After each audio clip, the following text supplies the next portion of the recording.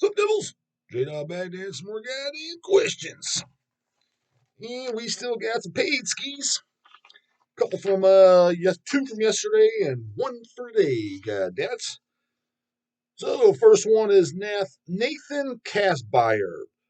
Paid question. Oh, look at this. 20 USD. Double dog paid skis. Double dog paid skis are my goddamn fave. First of all, I'm an artist and I've done cover art for a handful of underground bands.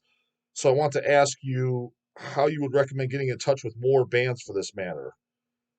So you're an artist and I've done a cover. How you want to? Oh, dude, I don't fuck if I know. Um, Literally, your guess is as good as mine. Getting in touch with bands is Facebook. If you know someone that knows them. For example, like Dawg would love to do said it's a monstrosity, Imperial Doom. Honestly, to be honest with you, fuck to say an Imperial Doom. First three monstrosities, you hearing it. The Dawg wants to do 12-inch vinyl LPs. They've been on 12-inch vinyl LPs. Yeah, the Dawg knows they all look like shit too. 12-inch good looking vinyl LPs. Gatefold cover, Dawg style. Rest I'd get to. I'm not going to waste my breath because I know that's never going to happen. And all three on the digibook, those nice digibooks, not those shitty, flimsy, don't let it fool you, shit ass digipack CDs, the digibooks, which got that book fucking spine.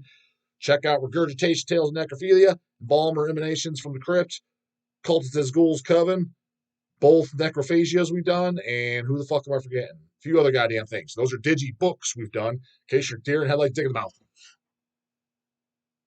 Don't know what the fuck they are. Only buying those dumbass, stupid ass fucking digital downloads.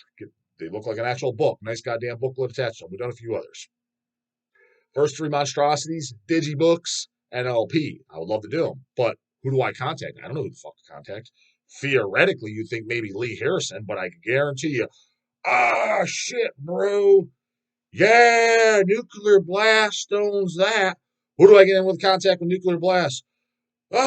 You know, think they sold that to Billy. And what's Billy's cut number? Well, I don't have it.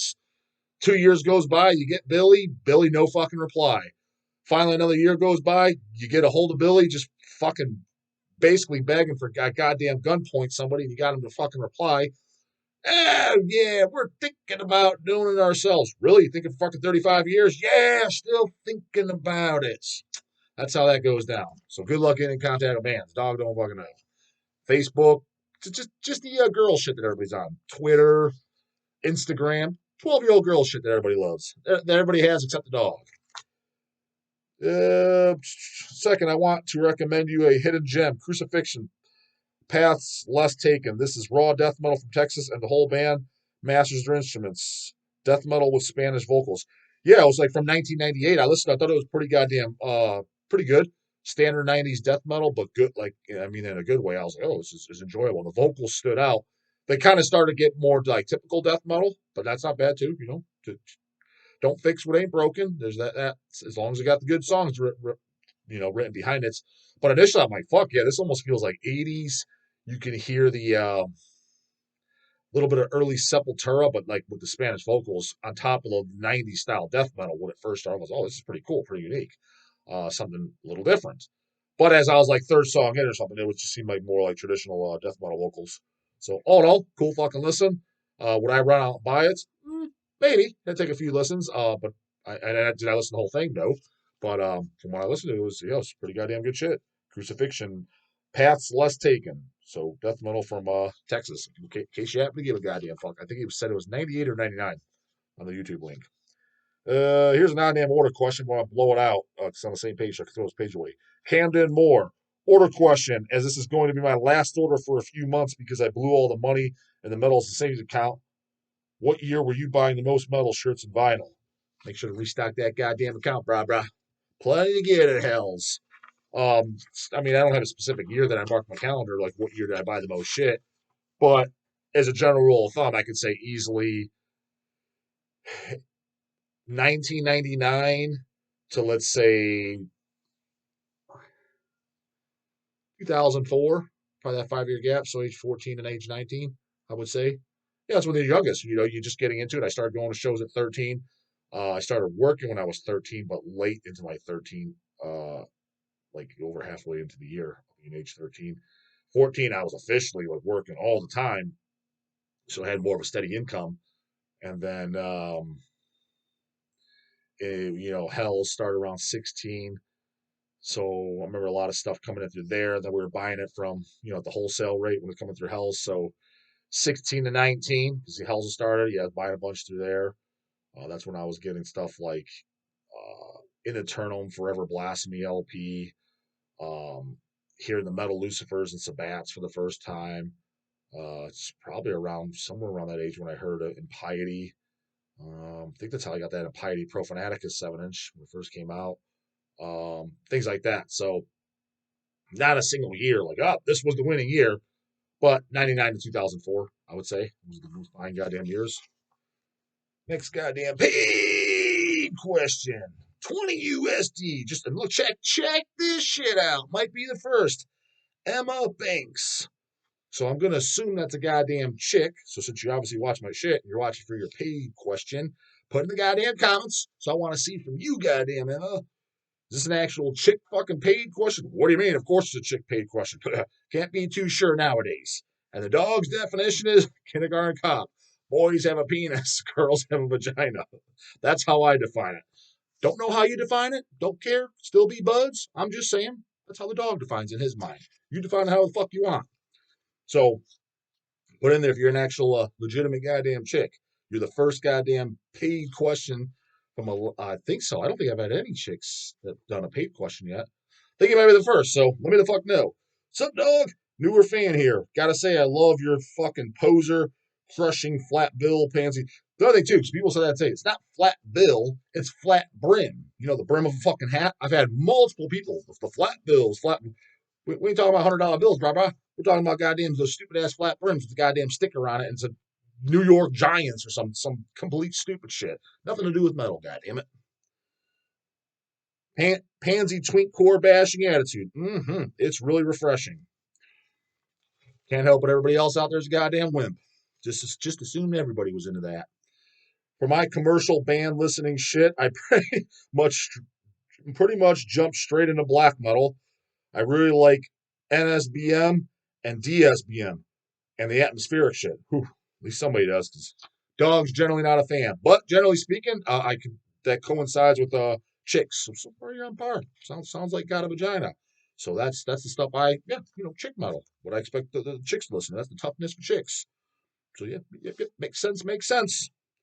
But I haven't really dove deep into death metal at all. So we're talking the man shit. Want to get educated on? All right, that's what Dawg's here for.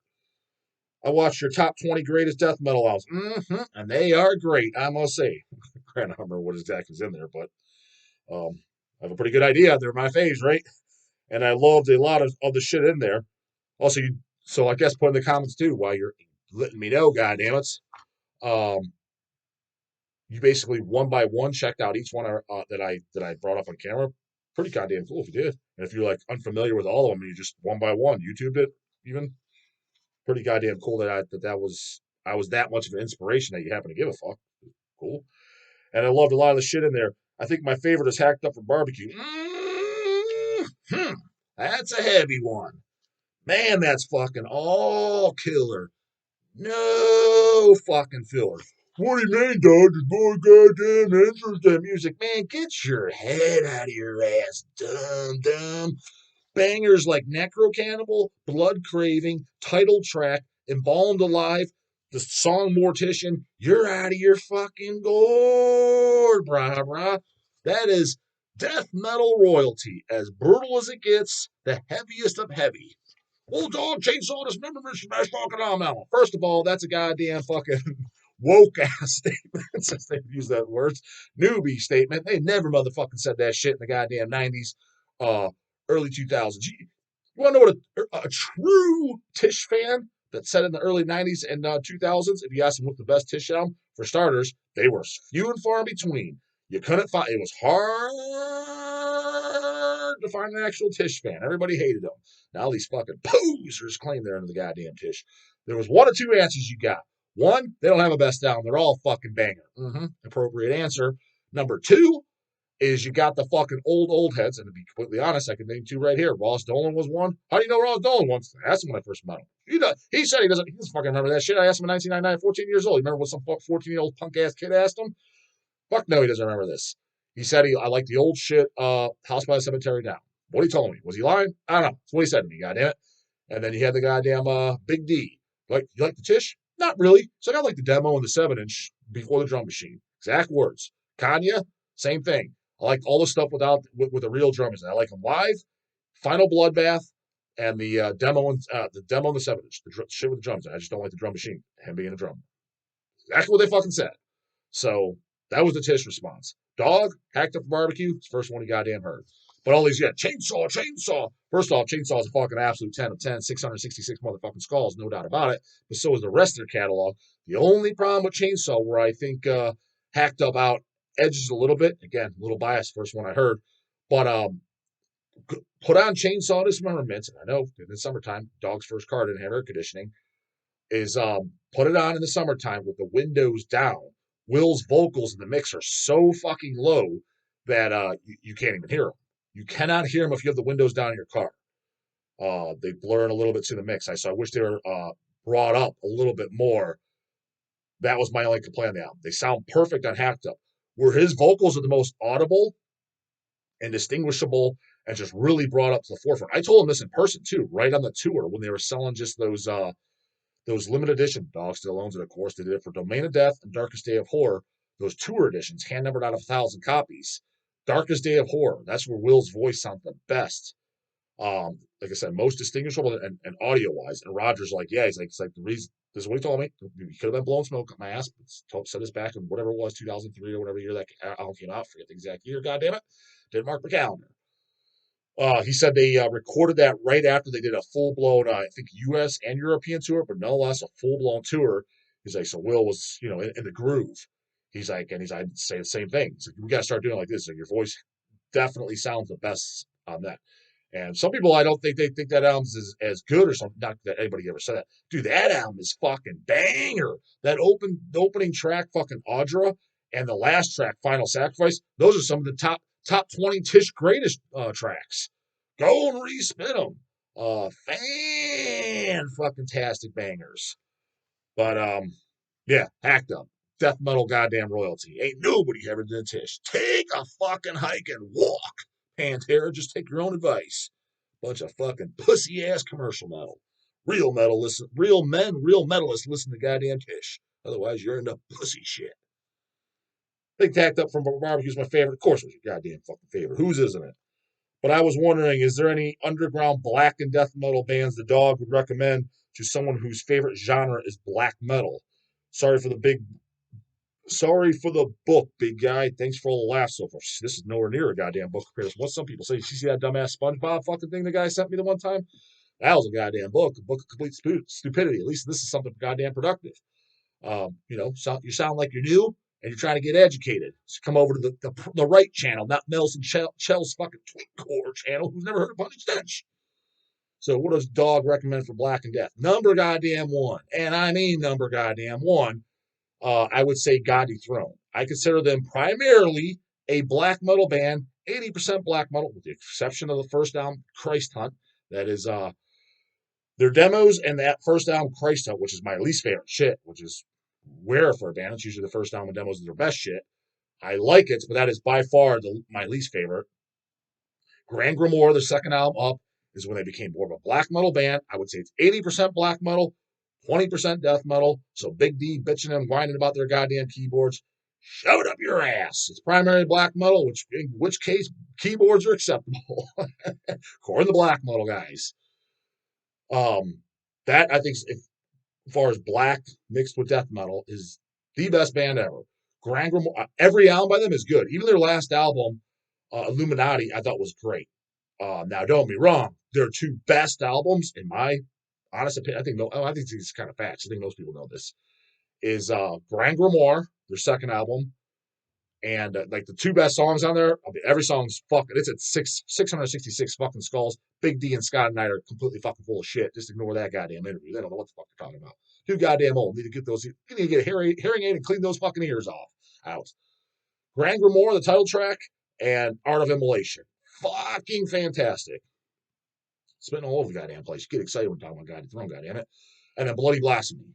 That was the tour I saw them on. That's the only time I saw them. Going to be seeing them Metal Threat, goddamn. That's a huge reason I'm going to Metal Threat. Is to see Goddamn Throne again. I better get that goddamn Henry interview, or otherwise I'm leaving that motherfucker Eeyore style.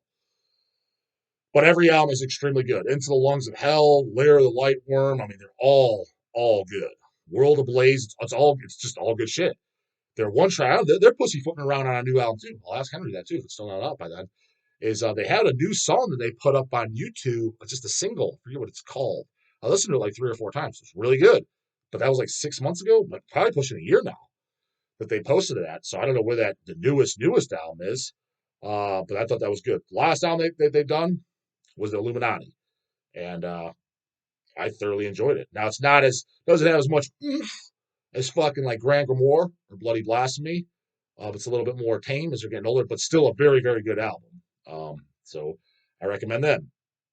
I'd put in the same thing to talk about Metal Threat, Destroyer 666. If you count them a black death metal band, the reason I just mentioned them because it's got black metal in it. It's got hell on the back of Unchained the Wolves. It literally just says death metal. That's one of the questions I was going to ask KK Warslut in an interview. If he gives me the goddamn interview, although he's being kind of a fucking shy boy about it, told me in an interview, I don't want to do it. Afraid people are going to get pissed off by my answers. All right, let's not say anything fucking controversial. And goddamn it, we're not going to talk about jabs or anything or political because Dawg don't care about that shit anyways. We're going to talk about metal. Goddamn it.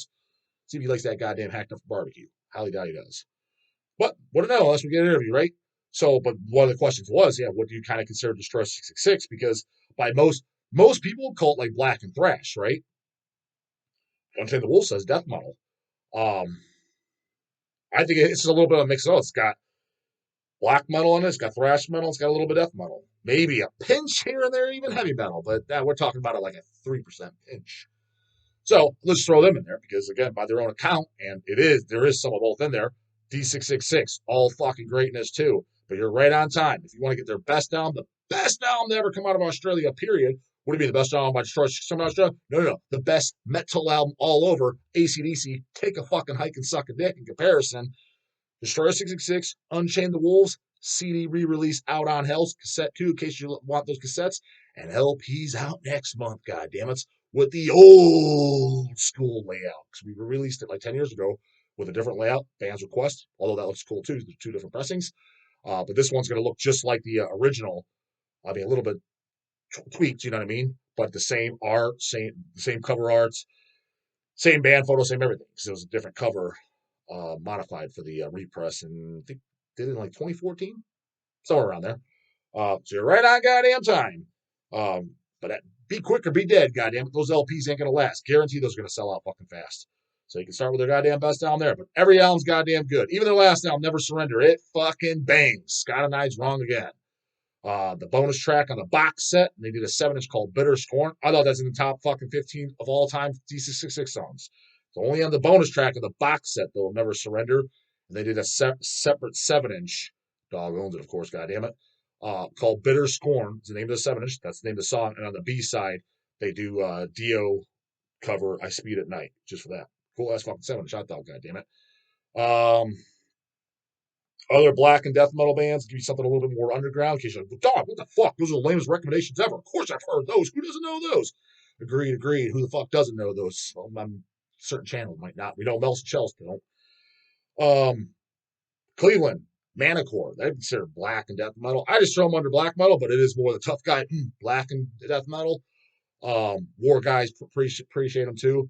My favorite shit is their demo, Ritual Cleansing of the Whore. That is definitely my favorite thing. And then their debut album, Bowels of the Holy. I think that came out in 2003. I think so. That's my favorite shit, but it's all good. Their latest album, Hell's did. It's not as good as that. Because I grew up on that shit. But it's all good. Some people like that one more. I've heard people say. I like the early shit better because, dude, I remember when Lou Spencer from the band handed me the demo tape when it came out, and it was like 99. Like, he literally just handed me it. So, in my very first car that I bought, all I had was a cassette player. I played that thing till it literally wore out. There is an LP version out there, too. I think it was a Perverted Taste maybe that put it out, or maybe Painkiller. Remember when that LP came out? The photos in there were taken up by me, Easy, and Sea Dog. That's why Lou gave us each a copy of that LP. So it does, that demo does exist on LP and CD in case you happen to give a goddamn fuck. Say Manicore, an old Hells band. They just did a few releases, a couple 7-inches, full length. Church Bazaar from fucking Denmark. Death and Black Metal. Fan fucking tastic. 2 paws up. They're a little bit short lived. They're around about 5 years or so. But them, Beast of Mockery, can't go along with them. It's, blackened, thrash, a little bit of death in there. Best thing they do is Crash Crushing Hammer Chainsaw, followed by their second album, Evoke the Desecrator. But it's all good. For those that, if you want the best shit, start with the best. Which I recommend start with the best. Goddamn it, first 2 albums. So hope that helps you out. Need more? Let me know. Goddamn it. Let me know that. Let me know the info I was asking for in the goddamn comments. And matter of fact, we're gonna sign off there. Last goddamn fucking paid ski. Comes with Sergio. Look at you. But the guy, my guys, by the morning. Later. Goddamn it.